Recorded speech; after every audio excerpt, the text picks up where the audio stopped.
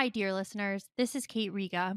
I'm here to make a quick pitch that you consider becoming a TPM Prime member. TPM has used the member model for over a decade now, and our loyal members are the only reason we've been able to weather the turbulence of the media landscape and avoid the fate that has befallen so many other independent outlets. For $70, you get no paywall, fewer ads, access to the Hive member forum, a members only newsletter, and more. For $140 a year, you get all of that, plus no ads at all. Without our members, there is no podcast, not to mention that I'm out of a job. Thank you so much for listening and supporting us. We couldn't do it without you.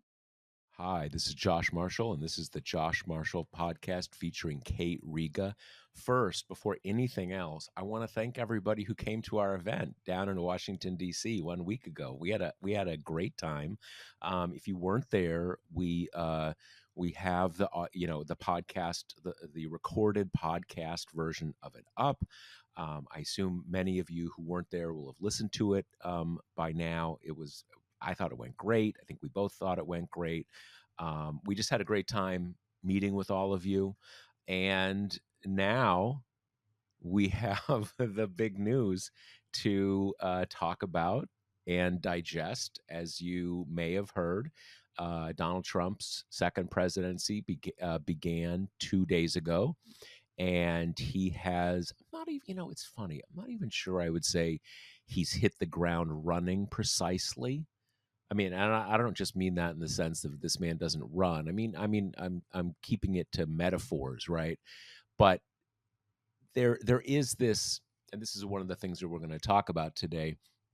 There is this kind of weird balance one has to try to strike in a case like this, because a lot of things are happening. There are a few presidential powers that are very immediate and real and total. He pardoned everybody from January 6th. I still keep seeing headlines that say, almost everybody or nearly everybody. I'm not sure if that's just because we haven't kind of gotten the official documents yet, and to an extent it's hard to kind of call up all 1,600 people and say, like, are you out of jail now, and stuff like that. But in a practical sense, he pardoned everybody. And not only, you probably know this, not only was it the nominally non-violent, but also the people who like bash people's heads in, but also the people who are actually convicted of seditious conspiracy, i.e., like literally trying to overthrow the government, not just like, trespassing in the Capitol building and like taking a crap on the floor, or, taking a flagpole and bashing someone's head in. He pardoned everybody. So, and that's real. That happened. That's unreviewable. They're already out of jail. And I think I saw this morning that Enrique Tarrio, who the former head of the Proud Boys, who is out now, who was doing like, I think, almost a 20-year prison sentence, is out now. And I believe he went on Alex Jones's show and basically said, it's payback time, man. The people who did this, we need to come after them and throw them in prison and all this kind of stuff. So, he's moved on from the remorse phase of his post sentencing and all that kind of stuff. And then you have all of these executive orders, and they are pretty dramatic, at least in presentation. But a lot of these things, you don't know what actually happens yet. And this is a funny thing about executive orders. The Constitution says stuff about, budget bill has to start in the House, and you need this many people to override a veto, and all that. And there's nothing in there about executive orders, right? And that's because what an executive order actually is simply the president stating his policy directions for the people who work for him in the executive branch. So, even before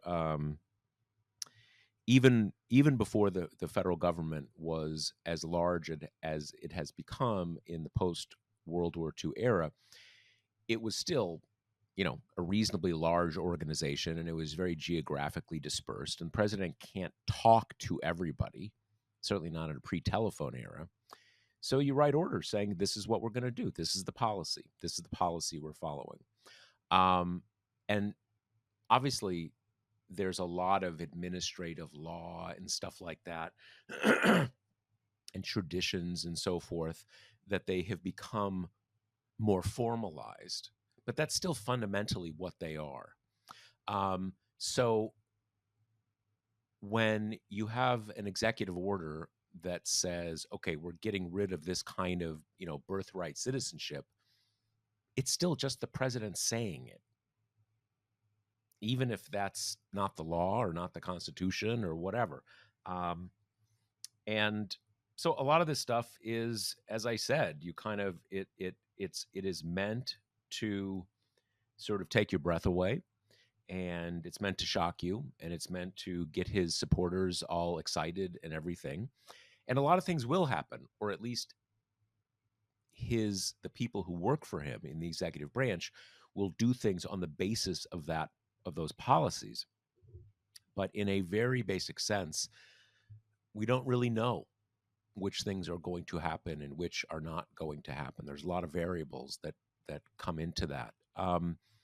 With that said, Kate, you're down there in Washington, D.C., kind of seeing both the literal inauguration, but also the kind of, the fanfare and blocked roads and all that kind of stuff down in D.C. How's it going? Yeah, ruining my freaking life. Let me put it that way. Okay, that's clear. Not enough for Let's Trump to yeah. be a professional burden, but there's fencing in all the bike lanes and docks are shut down. And my attempt to get into the Capitol yesterday took like 45 minutes and I got yelled at by so many cops. So, small rant about how it's really freaking annoying to have this stuff going on in your city aside. And I would add that the people who live in DC continue to pay for January 6th with stuff like this. There's like military people everywhere, there's cops everywhere. It's like scary and tense when you don't want these kind of like arbiters of violence on behalf of the state kind of just in your neighborhood. So there's that. And so And they there's been haven't a lot of, stood down from that. They're still in that posture. well, and I'll add, it's hard to tell, right? I wasn't in DC for any inauguration prior to Biden's, and obviously that was right post January 6th, and we were under like basically martial law at that point. And you imagine that even before the coup attempt, things got real locked down for inaugurations, right? But just little anecdotal stuff like people flying into DC had like an additional bag search because people assumed they were coming in for inauguration, and it's just the security posture was really, really elevated. And then you have all of that in the way it hampers your life, kind of on top of having a ton of Trump people around. A lot of I swear to God, I saw so many like ones or twosies of just dudes fully clad in MAGA stuff. Like there was Right. a heavy male population who was here. Let me ask you this, because obviously the inauguration, and they had what they called an indoor parade. I don't even know quite what that means, but everything moved indoors. Right. And presumably, since that was announced, I don't know, 3-4 days out, something like that. Presumably that tamped down the number of people who were there, but either they just didn't go at the last minute or they left. But without that, were you able to get a general sense of, wow, there's a lot of people here, or like, wow, there's like 20 dudes I see, kind of thing? With the caveat that I live in a corner of DC that tourists don't hugely congregate in, you could tell that, things were tamped down, and part of that was just people didn't want to be outside. Like it has genuinely been very cold in DC. Yeah. So, I'm sure I would have a bit of a different perspective if I had like spent the day at the Air and Space Museum or something. But like I guess to correct my earlier thing, I wasn't living in DC, but I came to DC for Obama's inauguration in 2012, and it was crazy. It was like so jam packed in a way that you just you can't keep tabs on and when everything's indoors. I'm sure Capital One was pretty full, and that's a big venue and everything, but you didn't have the same kind of like sense of it permeating the rest of the city the way they do when they're outdoors, because then you also have the little kind of pop-up economy that comes with that, of people selling the stuff and the sous vides and food carts and whatever. Like, instead it was this kind of apocalyptic vision. I usually kind of run around the mall, and there was like a jillion porta potties, right? For something that's not going to be there. A ton of like just kind of ghostly chairs set up and fencing that the people just came and started breaking down immediately. So, there's been so much speculation about like why he moved it inside, because nobody in the world buys that he's like actually concerned for people's kind of physical well-being. So, I've been kind of tossing around, is it because he personally doesn't want to be uncomfortable and cold all day, or is it because he's worried about crowd sizes and this kind of takes that totally off the table? I'm a little inclined to think the latter, just because pure speculation. You would think that if they did have this outside, they would have those like NFL sideline heaters blasting on him or whatever. Right, right, right. Yeah, I think it. Well, I think I heard that, and I believe it was the 2012 inauguration that was the same temperature, right? So this is not like unprecedented temperature. It's cold. I mean, it's definitely cold. There's no question. If you were going to be, standing outside for 4 or 5 hours, you better be bundled up, right? I mean, as I'm sure many of you do when it's cold.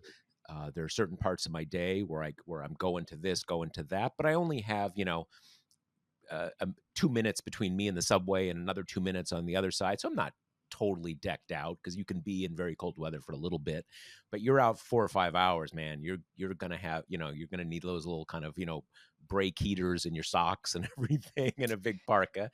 But I guess I mean, a couple things. One is that I assume that he was already insecure about it. Didn't was there's not going to be enough people, and then when you see it's cold, you're saying, oh my god, the weather's against me. Now I'm going to have my x number of people, but a third of those people are not going to come, because it's so cold. Reasonable point, totally reasonable. You're going to have fewer people, and it's and you know Jake Tapper is going to make fun of me, and however his mind operates. I mean, one thing that occurs to me is that, I mean, obviously there's all of this, there's sort of Trump's, kind of infantile insecurities, and infantile inability not to cloak his insecurities. We all have insecurities, right? Little things happen, and we feel hurt and all this kind of stuff. But most of us know, like, I'm not going to show that, because that's going to look silly and petty and dumb and everything. But one thing that occurs to me is that there, uh, it's not that the guy doesn't have fans, right? We know that. Um, but there's probably some part of this that is that thing that we know from other parts of our political moment, which is that a lot of his fans are people very tuned out of politics and just the public world in general, but they vote for him, right? So I think some of that is not just because no one likes him, even though, at least in a cosmic sense, no one likes him. Is that even people who like him kind of can't be bothered, I think, in a lot of cases, to show up in DC. The hardcore people do, obviously. The people who are kind of wearing like a MAGA tuxedo and stuff, they're gonna do it. But his political power has always been based on 30-35% of the population that's hardcore, and then another you know 10-20% of the population that is just sort of disengaged and a little angsty, and I don't know what word I'm looking for here. Uh, just just disinclined to participate, and that's going to hit him on what's so important to him, the crowd size thing. Yeah, so let's talk about the substance of the inauguration, but I do want to add an asterisk that the Obama inauguration you're thinking of that was really cold was 2008, which I Is eight okay? know because people were eager to share photos of the Obama girls who are still very little then being out in the cold and juxtaposing it with the MAGA manliness, and it's like that stuff is stupid, but also that's what you deserve when you're going to make the whole kind of ethos of your movement about like, oh, I'm tough, like I wear too small t-shirts, that kind of thing. Totally, totally, totally, totally. Okay, so the substance of inauguration itself, okay, thought was, like, kind of lame, to be honest. Like, the big moment is the speech, right? And all of this is tempered by the fact that it's in the rotunda, in the Capitol, where you can only fit like 300 or 400 people. Everyone else is kind of siloed into these overflow areas. And the most notable thing about it was probably just the optics, right? That he put all these attention economy CEOs in a row in front of his cabinet, and like the red state governors are off in like a storage cabinet somewhere, but the speech itself, which I listened to in real time, was just you can always tell with Trump when he likes what he's delivering or not.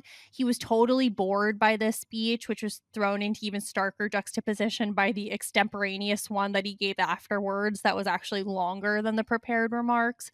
But there was kind of an angle towards doing a unity thing this time versus the American carnage next time, but even that theme didn't stretch very far. I mean, Trump's speechwriters are, I'm sorry, like terrible, and they always have been. He's can be more entertaining when he's riffing because the written stuff is just so boring. It's just this kind of like warmed over fascism stuff, but in generalities, like there's no kind of soaring or Well, interesting rhetoric. it has no edge. They are in their defense. They're sort of bound by the fact you can't have soaring rhetoric, right? I mean, it has to be kind of Trumpy, so they're kind of bound within those lanes. But you're not going to have his Right. right. So yeah, So there was a lot of kind of shitting on Joe Biden, who was sitting right there, which we'll kind of get to this in a minute, but I have some comments about the Democratic reception. But there was, he got most animated when he was talking about like wresting back Panama, and that was sandwiched in between I'm going to be a peacemaker president, which is a fun juxtaposition. Just a lot of kind of the last 4 years have been a betrayal. They've been a black time. I will bring us out of them. But there was no real like thematic coherence. It almost read as more of a State of the Union than an inauguration, just kind of like a loosely tethered list of quote unquote policy buckets. And he did a lot of, I'm going to do a flurry of executive action. Here's what they're going to be. And then it would go just kind of like immigration and then economy and then miscellaneous culture war stuff.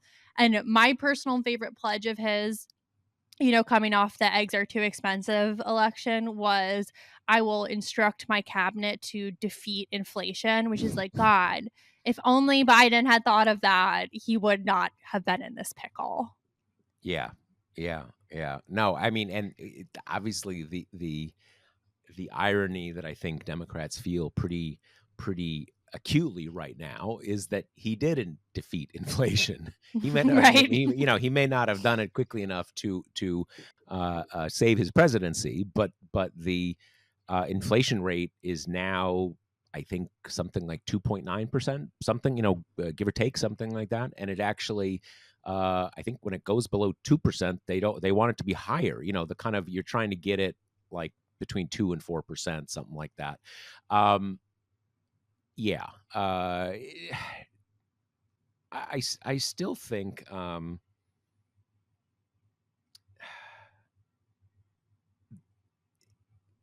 it still struck me as kind of low energy at some level. I'm not sure if it was lower energy than last time, but the shock of everything, imparted an energy to it last time.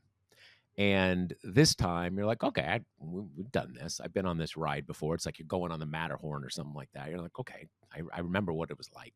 So it does. So it takes away a little of the, it doesn't mean it's going to be fun. Doesn't mean it's going to go well. But I mean, it takes away that shock value.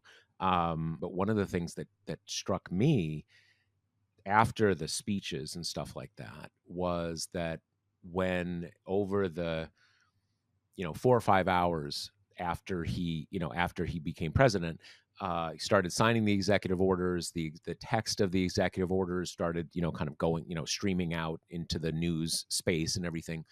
And what was kind of a universal reaction from the lawyers that I heard from was that, wow, this is still really kind of amateurish and sloppy. There's seems to be a lot of copy and pasting and maybe some AI stuff and everything.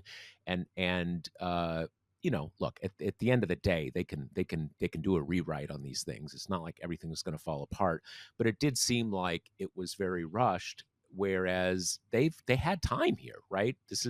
You can hire lawyers. Totally. And I think, we knew that this was coming, right? They were calling it the shock and awe thing, where they were going to try to create a sense of overwhelm with this flurry of executive action and kind of demoralize Democrats while they're down and all this. But I think something that I'm actually very pleased with of our day one coverage is that we were really, um, we just we were really discerning about not covering everything, right? Because that just reinforces this idea that he's hitting the ground running and XYZ, where, as you say, a lot of the orders were sloppy. A lot of them were so vague that it's really unclear what the kind of ramifications will be. And some of them were just pure messaging documents, like no different than introducing a resolution in the House or something, and that was in his speech too, with the defeat inflation thing and there are only two genders, and a lot of that is mean spirited and you can take stern objection to it that way. But there was real work to be done, I think, sifting through what's real and what's performative. And to me, my impression after all this first day stuff is pretty much in line with what we were expecting coming into this, which is the executive has a ton of unilateral power over immigration. Yep. And Trump installed competent zealots at a lot of these immigration posts. And so that's where we saw, I think, our immigration system is already just kind of held together with duct tape, and he just went right for the joints, right? That was taking the app offline first thing, where you had 30,000 immigrants who had already set up appointments through it to try to enter legally and get work permits and stuff. That's offline. Those people are just, out of luck. That's taking refugees who have been cleared to resettle in the United States, ripping them off the plane, canceling their flights.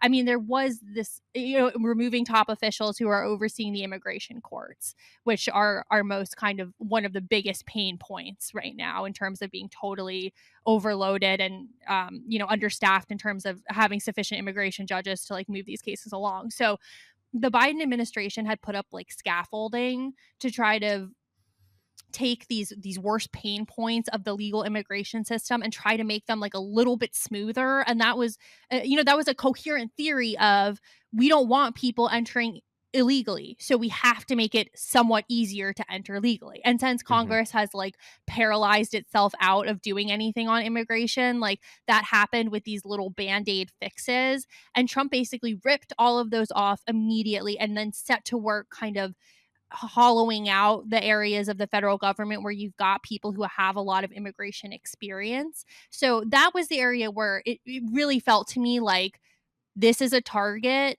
of both him and kind of the people in his orbit. And that's the area where they went to work in a way that you're like, okay, there's immediate damage, right? There's immediate suffering here. And that's a road that we know he intends to kind of go as far down as the Supreme Court ultimately lets him. Well, and in that case, unlike all of these or most of these other cases, he has a piece of legislation that is sailing through Congress. It has basically unanimous Republican support. It has gotten substantial Democratic support, I believe. I mean, it's already passed the Senate, so Yep. enough to break a filibuster, and some of that is Democrats who either um, you know you can say how political it is, or whether it's a good idea or not. Some Democrats who shifted after the election, but a number of those senators were senators who basically said they would support it when they were running for the first time, there were at least a couple new senators who were in the House last year. So in any case, in a lot of these executive branch episodes, there's a question of like, okay, how much does he have the power to do? How much is it going to get hold up? How much is this going to hold up? Um, but you can always do it the old-fashioned way, which is to say, pass a law, and when you pass a law, as long as you stay within the sort of the the constitutional road signs, you can do whatever you want, and it's a law. I mean, that's the right way to do things, right? And obviously both parties have have done this executive order stuff because there's so much gridlock in Congress and all that, but it fundamentally makes the immigration thing different, because to a great extent the things that he is, just the more aggressive actions that these appointees are doing, the things that he is directing them to do through executive orders, he has the power and the votes to just change the laws. So it kind of gets everything moving, um, in a consistent, full-throated way, where it's not like one of these things on, on various other issues where you're like, okay, how does this executive order mean anything? They've got it all lined up and they're doing it, and that's kind of, in some ways, that is the impact of the election, and we know that's where we are. The other piece of the day one stuff that I'm most interested in is this, hollowing out the federal government bucket, right? Because we've seen that in like stupid form in Elon Musk, but that's been a priority of the greater right for way longer than Trump's been on the scene, right? Hmm. It's the war Hmm. against the administrative state. This is a long held kind of pet project because, people on the right know that they want deregulation. They want like corporations to kind of be all powerful. That's part and parcel with that. And then with Trump, you have this additional wave of you want to get out the kind of lifetime bureaucrats and replace those people with partisan loyalists. So those efforts go hand in hand. And on that front, um, you had the return to work policy, right, which they touted a long time during the campaign. That this was, Vivek Ramaswamy, RIP, and Elon Musk like wrote in the Wall Street Journal last fall, this is going to trigger a wave of resignations, and that's what we want. And then we can get our people in there. And that was interesting because the order is like one paragraph long, and it ends with, we're also kind of giving managers like the leeway Yep. to XYZ.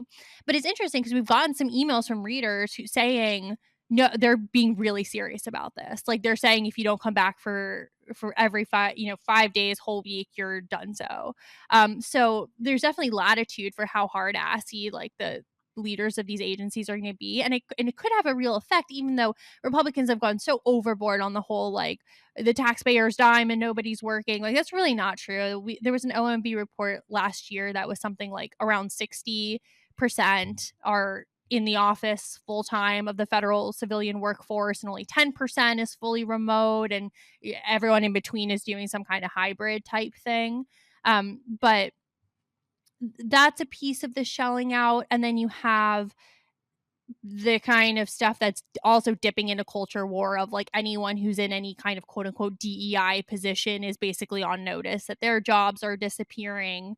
And these greater, workers who are on probation, right after the hiring period, like decide whether or not you want to keep them ASAP because they're easier to fire, right? So we're kind of having these little strings start to be pulled in that arena as well. Right.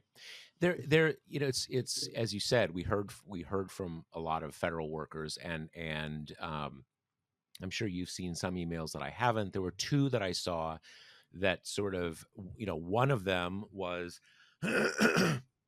this person who found it kind of shocking that the sort of the new interim sent an email to everybody. It was like, see you Monday.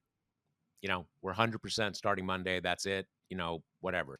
Heard from another person who kind of pointed out um, just how much harder it is than the new appointees seem to think. One thing, and obviously this is going to depend greatly depending on the agencies, right? They're not one size fits all.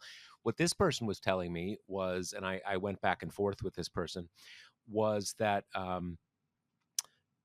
this person said, in a lot of cases, there's no office. There's literally no office to go to. And at first, I was sort of like, is that really true? Like, these are mainly in federal buildings. Did they sell the building or something like that? And not that I know it's a little more complicated than that, but I just wanted this person to kind of flesh it out for me. And as you'd expect with agencies that have kind of been in this limbo for 5 years, you have satellite offices and stuff like that, and you also have um, uh, with the agency that kind of owns all the federal buildings and stuff. One agency isn't using them. You say, all right, we're going to put this other agency in there now. Point being that in this person's agency, a lot of people, there's no office. So you're kind of like, okay, tell me, I'll be there wherever you tell me to be, right? But there's no place.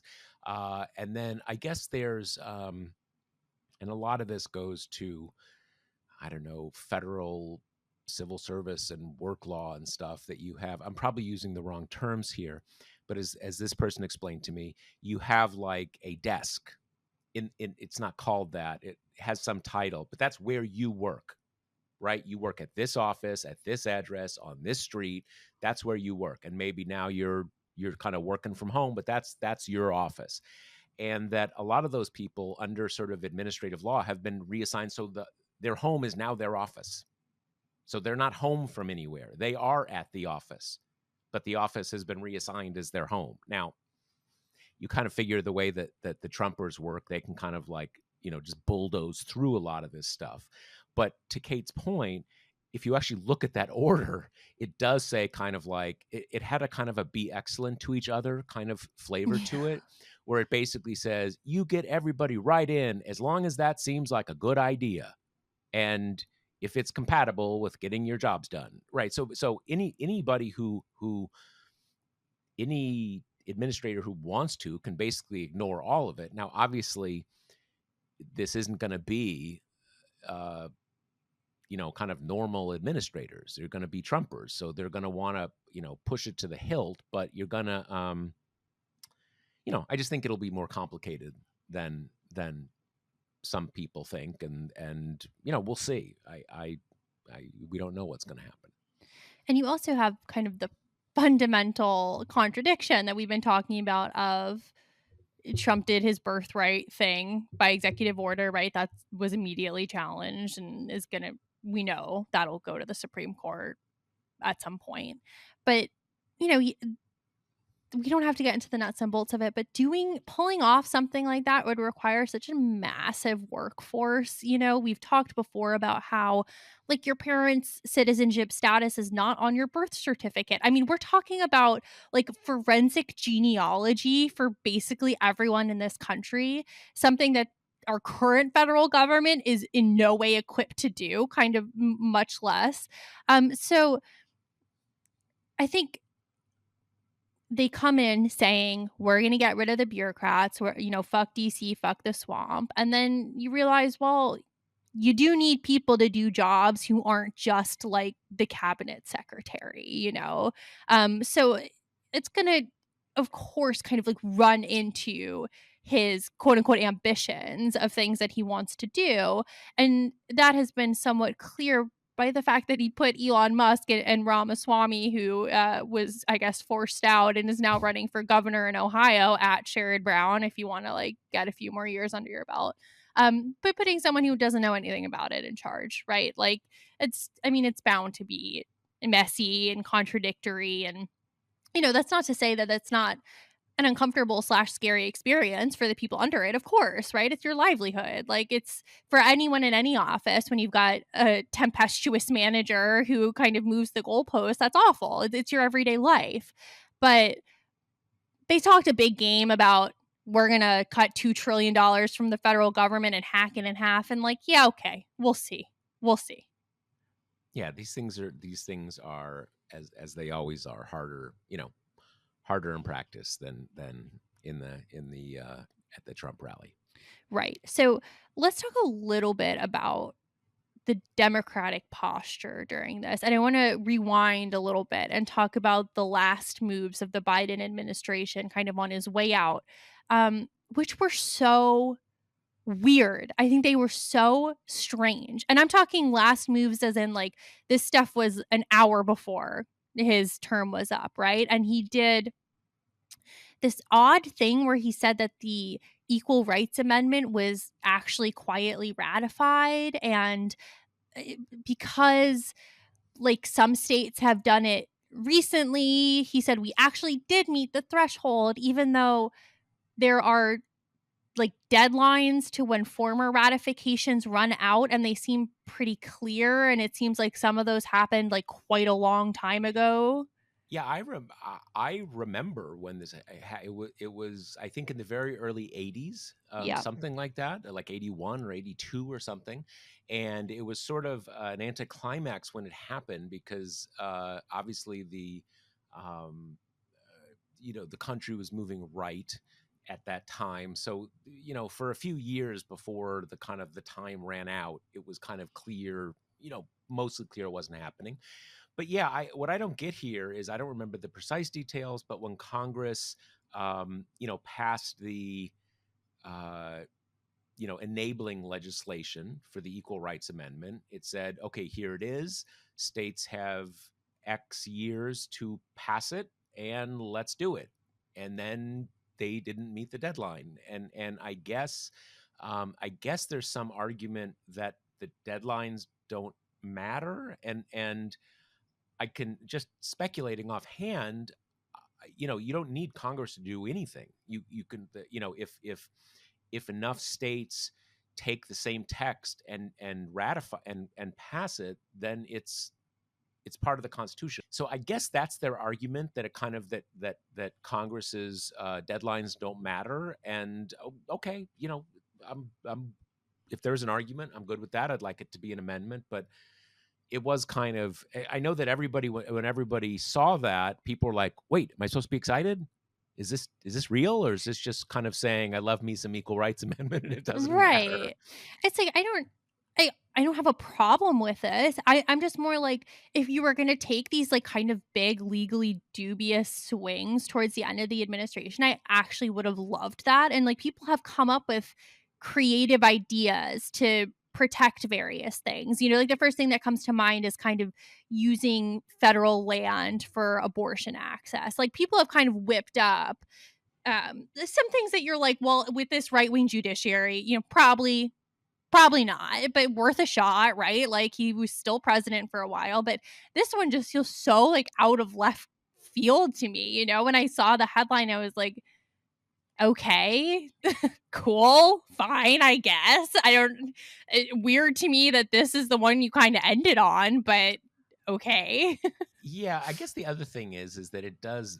We do have this very weird system where if I'm remembering this right, it's the archivist, the national archivist, who is actually the one who makes this very weighty decision, because and I guess when Biden did this, the commentary I saw was that if he really wanted to rumble, he would have told the archivist, do this. You're a federal employee, you do this. And if that's kind of not normally how things work, but if the archivist had done it, then kind of it's an amendment, but he didn't do that. So yeah, I have no idea. I mean, I guess this I take it what is going to happen right now is that someone will sue and that person will say, when the court says this is not part of the Constitution, the person, none, none less than a sitting president of the United States said that he thought it had become part of the Constitution, and that gives you,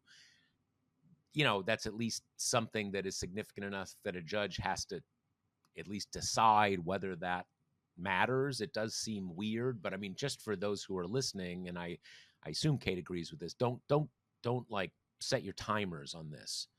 We're not, I don't think anybody's expecting we're going to have an equal rights amendment anytime soon Yeah. based on this.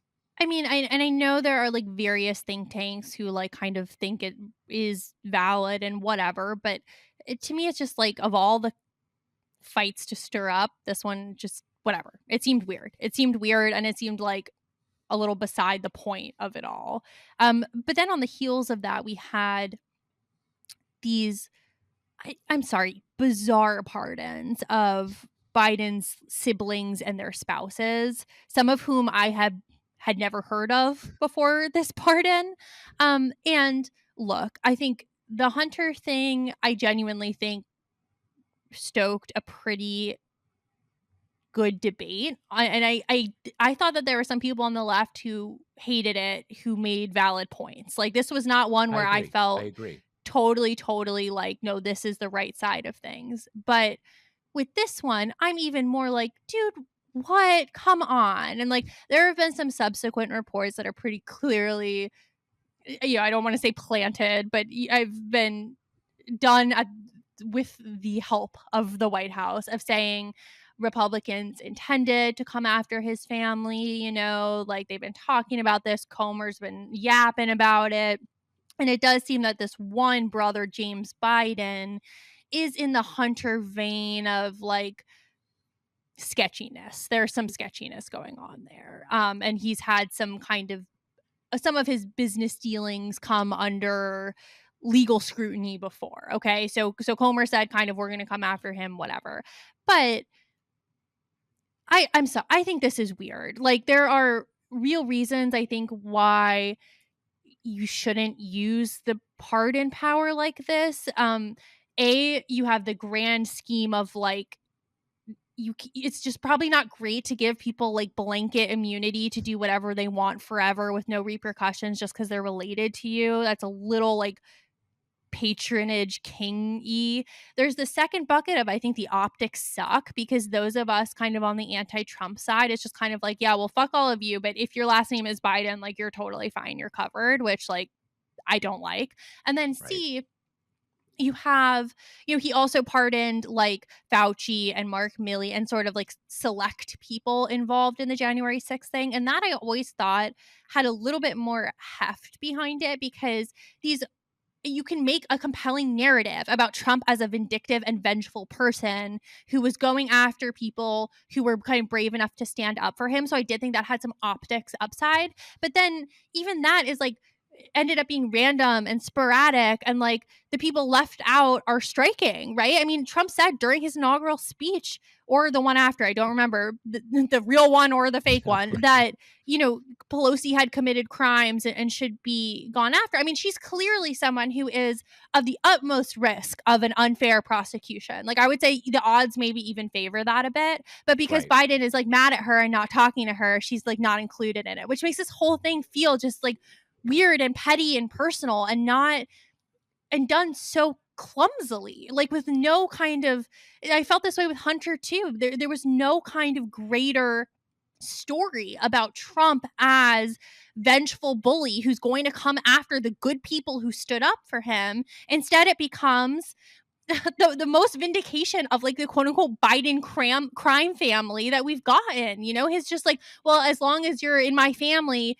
you're safe. And that covers people who had nothing to do with, opposing Trump in any kind of public way. That covers his brother who maybe was involved in shady real estate stuff. I mean, how are we supposed to take that? And like, I'm not that sympathetic usually to this thing of like, well, now Trump's going to do it because Trump was always going to do whatever he wanted. But this does put you on a weaker leg to stand on. And I think you could see that with the January 6th pardons, which should have been a 5 alarm huge fire, but then it gave Republicans who were asked about it this really neat talking point of like, well, Biden opened the door to doing this, and so now we're going to do it. And it's like, are they the same thing? No, but Biden put Democratic critics on a weaker leg, because I think that was dumb and that was selfish and stupid and politically unhelpful.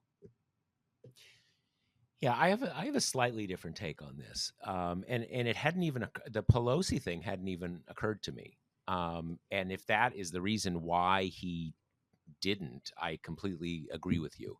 I have always felt. I think I wrote a post about this. I have always felt a little uneasy about the proactive, protective pardons, just because it kind of makes it gives some sense of, oh, I guess they must have done something bad. They need a pardon or something like that.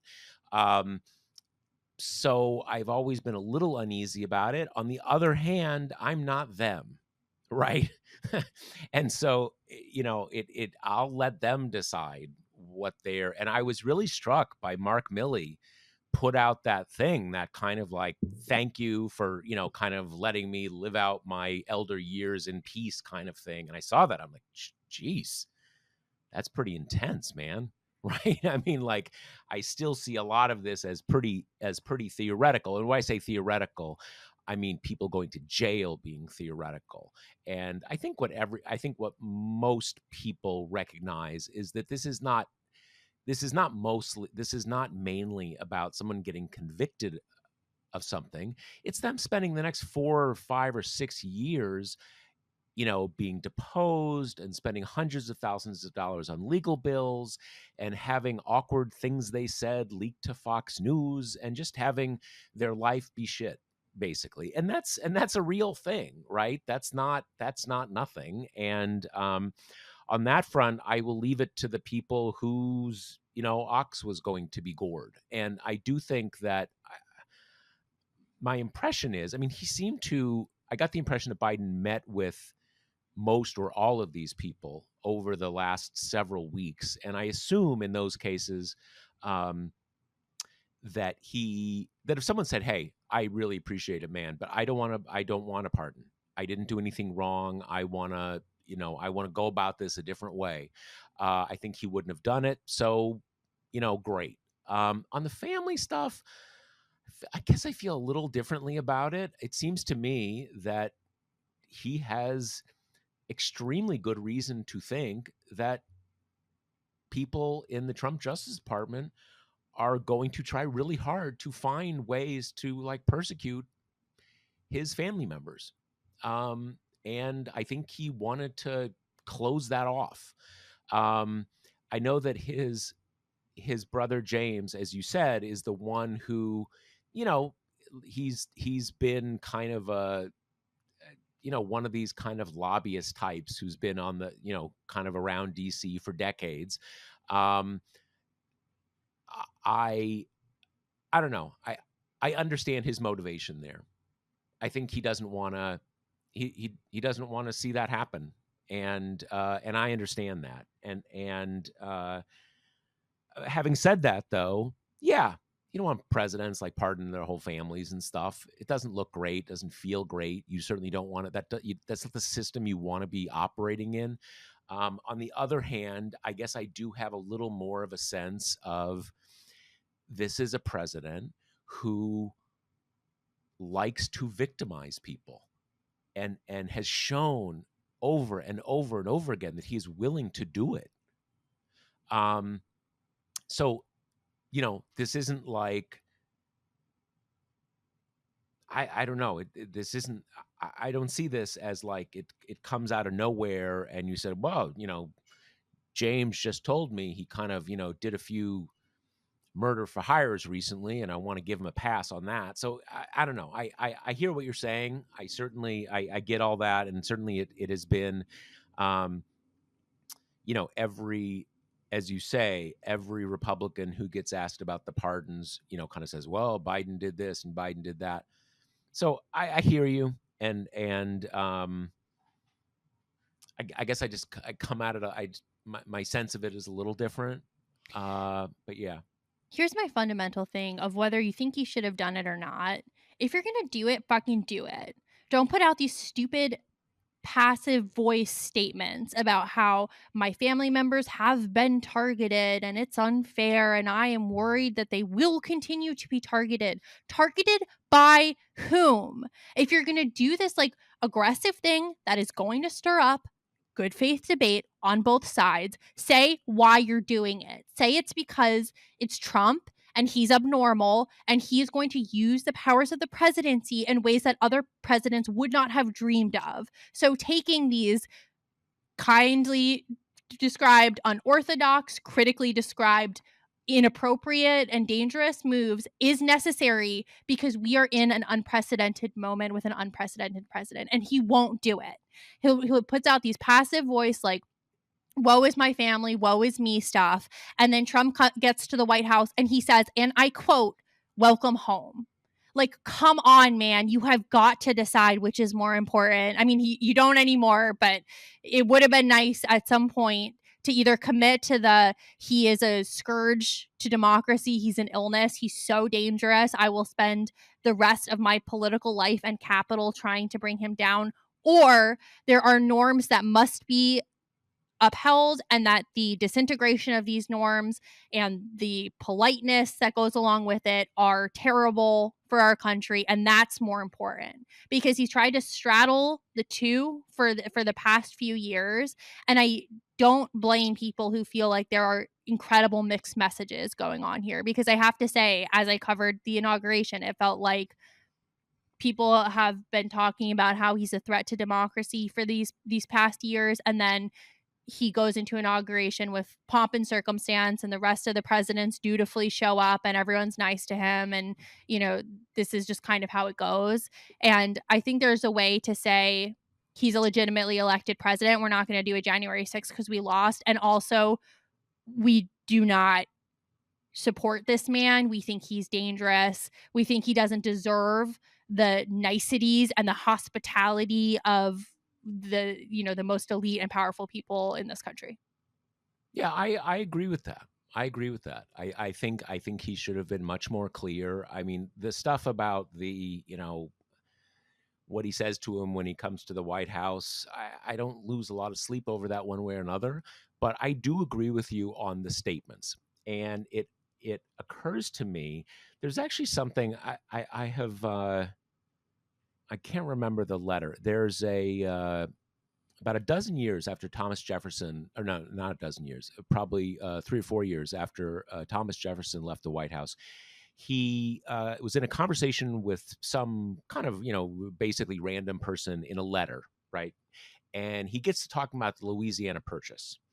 And certainly for Jefferson's idea of presidential power, the Louisiana Purchase was totally way out of, just totally going rogue. He had no right to do it at all, and he did it. And he justified it after the fact by saying and he had this very, kind of, I tend to think Jefferson's in a lot of ways an overrated founding father, but he talks well, and I'll give him that.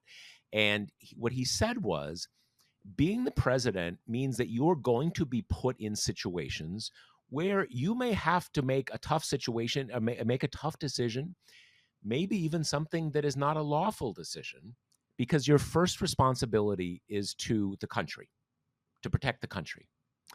And if you do that, it is your responsibility to then say, in some form after the fact, you go to the public and say, hey, here are the facts I faced. Here's why I thought it was the right thing to do, and I did it. And now it's up to you whether I did the right thing or not, and whether I should be punished for it. And his argument was that's what you sign up for. You can't, it's not okay to say, I might get in trouble for this later, so I'm not going to do it. You have to, if need be, sacrifice yourself. And I kind of want to dig this up because, again, what Thomas Jefferson thought in retirement isn't a controlling legal document, but it is pretty relevant to the conversation that we've had about, presidential immunity and stuff like this. Now, obviously, with Biden, the pardon power is total and unreviewable. So it's not like he's going to get punished for it. But I agree with you. He should say some version of what you just said, and then also say, normally this would not be okay. But we are not in a normal case. We know this person tries to exact vengeance on people and their families. And I feel that this is what I need to do. I think it is the right thing to do. And if you disagree, I totally respect that. But I'm the president. I was elected. I believe this is the right thing to do, not because my family deserves special privileges, but that they don't deserve special punishments either. And I'm doing it. And whatever. And I agree with you. He should do that. He shouldn't. It shouldn't be a. The one thing I guess came up in the Hunter thing was that he framed it in a way that kind of that could at least be interpreted as, prosecutions, they're totally slimy. You never know what happens. Well, that's kind of off message, dude. I mean, It's all been off message, like a mealy mouth mix of like feel bad for me kind of stuff. And I agree with almost everything you said. I just want to push back on one little piece, which is I think like the optics stuff, like Biden saying welcome home at the White House or Obama like yucking it up with Trump at the Carter funeral. Like, I think that stuff actually really matters, especially when a huge amount of our populace is like post reading and is only getting things through visual cues. I think that Trump being embraced yeah. by I, not I just I I get that point. I understand what you're saying. I'm but sorry. Go and ahead. that's something that's new this time, right? Yeah. That's something that is scary this time because I mean, I'm a little less worked up about the tech oligarchs, not because that's not important, but because like corporate leaders are going to go the way that the wind is blowing. So, I mean, you can think it's a huge abdication of responsibility and worrying that these people control a ton of the kind of means of public discourse, and all of that is true, but corporations going to corporate. This is what they're going to do. Like they're going to follow public opinion, and right now they feel the cultural pendulum swinging to the right, and that's the way they're going to go. But you have other people with less personal and financial stake in ass kissing the new president, who last time did little acts of resistance that made it clear that this was abnormal and that this was dangerous. And this time around, the only people who seem interested in doing that are Michelle Obama and Karen Pence, the hero of the resistance, you know? So I do think like that contributes to this sense of his inevitability and of his legitimacy and of some like tamping down of the hysteria this time, because now people are just treating him like he's normal, and he's no more normal now than he was in 2016. Actually, in fundamental ways, he's a lot less normal. Yeah, no, I think that's absolutely right. I mean, he is much less normal. I mean, in 2016, he was a freak. You could say, he had all these women accusing him of various kinds of harassment or assault, but in a legal sense, he ran, he was elected.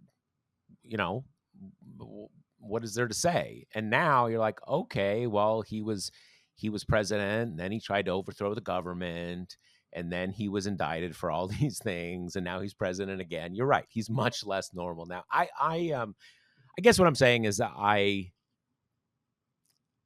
I don't care a lot personally.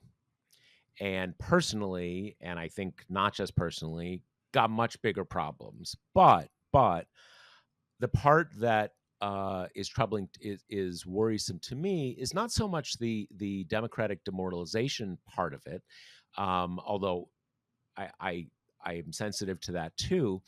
It's the related but I think distinct thing, which is that we are in an era of low trust, and there is a certain slice of the population that sees that and says, "Is this all just bullshit?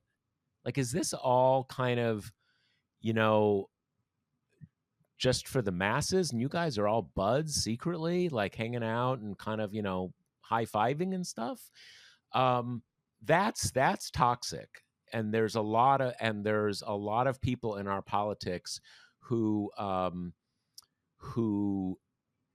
want to fan those kinds of flames. I mean, I don't think it is like that. I think that these guys, especially someone like Biden, and this is in some ways the tragedy of his presidency, that someone like Biden feels in his bones that it's his responsibility to do that. The same way that I'm sure it was like he would have rather, crawled over broken glass than go to that guy's inauguration. I'm sure it was like one of the worst days of his life. Um, but he was never going to do what Trump did, which is just bail. Now, that's very different from whatever kind of pleasantries and stuff. But I think fundamentally, I think that's why he has acted that way. He sees it as just that's what you're supposed to do. And I think your point, uh, those rules aren't really in operation.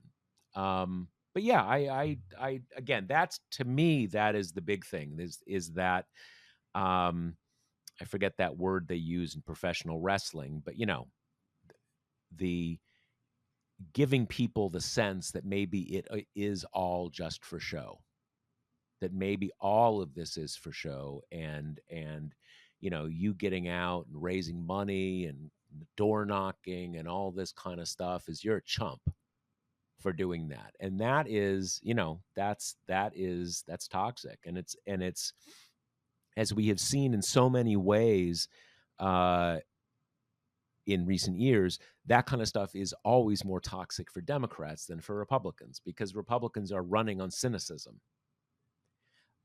So yeah, that part I agree with. And I must say I've never quite understood. There's always this thing, I mean, I've seen it in previous presidencies, where you've got a certain number of pardons that really are in the last hour, right? Or the last 2 hours and stuff. And in certain cases, you kind of say, okay, well, they wanted to do it and not get questioned about it, right, kind of just in the final second or something like that. But he did the Hunter thing, I don't know, a couple months ago or whenever that was now. I mean, I guess that was to do it ahead of that one hearing or something. But he did his family stuff. But then, like, kind of like with 10 minutes to go, he like commuted Leonard Peltier's sentence. Kind of like, oh, okay, that's cool, but like, you could have done it a week ago. There is this kind of sense that's, I mean, I do wonder whether, like, are these things just kind of queued up on the record, on the pardon record player, and they're just kind of, kicking out in the last moments, or is it kind of like with the moments ticking down, someone makes a final appeal, and he's like, okay, fuck it, man, okay, fine, I'm gonna commute Leonard Peltier's sentence. Kind of, I don't know. Right. Was someone there for like Mumia or something, right? I mean, it was kind of like a a very last minute chaotic feel to it. Yeah, I want to end this episode with an episode that I think CNN reported, but that listeners, I'm sure, will remember when Kamala Harris was swearing in Deb Fischer from Nebraska, last week, 2 weeks ago, and Bruce Fisher wouldn't look at Harris. You could, the discomfort was pretty palpable. She said something like, "Oh, I don't bite," whatever. And then she tried to shake both of their hands at the end. Senator Fisher shook her hand, and Bruce Fisher just stared at her hand and kind of shuffled away. And Harris was pretty clearly like shocked, taken And, aback. and just and his body language, there was no confusion. He kind of looked at her hand and in body language said like, "Nope, not touching that thing." I mean, Right. it was pretty intense. And then when Fisher was asked about it in the hallway, she's like, "My husband uses a cane," and didn't say anything else. And, I want to, in all fairness, he's holding a Bible in one hand and he's got the cane in the other. There could have been some awkwardness, but at the very least, it read so unbelievably rude that it was enraging. Okay, and then fast forward to the kind of various inaugural activities, and Fisher gave some such kind of introductory speech, and they're all milling and stuff afterwards. And per this reporting, Bruce Fisher tries to shake the hand of Doug Emhoff, Kamala's husband, and he the my wife guy of our times does a whole, why are you trying to shake my hand when you wouldn't shake my wife's hand? Go frickin' Doug. And then after this interaction, I guess Bruce Fisher circles back and apologizes to Harris when all is said and done. Oh, I didn't hear that part. I only heard, I'm not sure if I didn't read the full story, or maybe when I heard it, only the first part of that was out there. I didn't know he apologized to her. Okay, all Mm-hmm. right. I only heard the Doug guy letting him have it. Because it was funny because, to the extent there was, you never quite know what someone's body language means, despite what I was saying before. And if you have a cane and a Bible, maybe there's an awkward moment. But to the extent that that's the case, there's an easy solution to that. You call up and you say, whether it's true or not, you say, Kamala, I am so sorry. It was awkward moment. I gave the wrong impression. I never meant to insult you. I am so sorry. And she would have 100% said, "Oh my God, Theodore," or whatever his name is, right? "I love you so much." And they'd put out, and someone would talk on background and say they're total BFFs now. So like, even on the off chance that the first thing was a misunderstanding, he had plenty of time to clear it up, and he didn't. Here's the end of the story.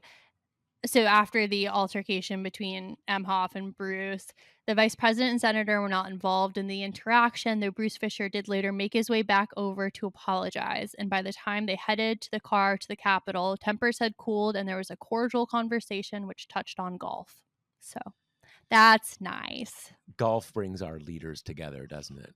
It seems to. This is one of Yeah. the main reasons we need a woman in the White House so we can stop caring about golf. Well, so wait. So let me try to understand that. So he walks over, he apologizes to Kamala, and then later they're hanging out near the car talking golf? Or is Seems to Kamala's be. talking golf with Theodore, or Theodore is talking to Doug? Yeah, maybe I besmirch Kamala. Maybe she loves golf too and will never ever get away from having to pretend to care about golf. At least Obama played basketball sometimes. That was like a little bit interesting. He had Wait, he had that whole thing in like the White House court, right? He had his whole little crew yeah, in that's the cool. That's why he yeah. was freaking cool. No, You know, that was a real thing. He had this guy who was his body man, I remember and Reggie Love, right? yes, and then one of the which is it Favreau, a couple of the speechwriter guys, that they had this. I mean, it's not exactly a pickup game, right? But I mean, they had like 3 days a week they would meet in. I mean, it's amazing how many things, because Nixon put a bowling lane in the White House, Famously. right? And I guess it's still there. I don't know. Like, where do you put it? Right? I mean, where did God, you put I it? would Maybe it's love a freaking tour of all the little hidey holes and all the cool stuff right, like that. because I remember when I first moved to DC, there it was in the sort of the dying days of the Clinton administration, and this was when Sid Blumenthal, right, was some senior advisor or something like that to Bill Clinton, and he invites me over, and I mean, and this is what the West Wing is like. I mean, if you have an office in the West Wing, if you are not like the chief of staff, your office is like 5 by 5 feet. Right. That territory is so prized.